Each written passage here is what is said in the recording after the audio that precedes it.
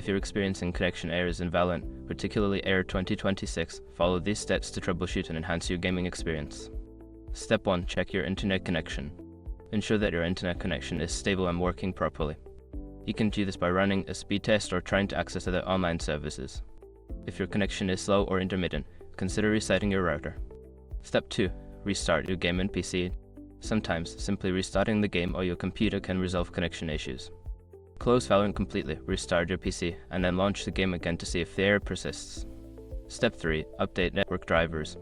Outdated network drivers can lead to connectivity problems. Visit the website of your network adapters manufacturer to download and install the latest drivers.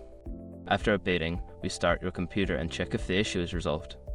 Step 4. Adjust firewall and antivirus settings. Your firewall or antivirus software may be blocking Valorant's connection.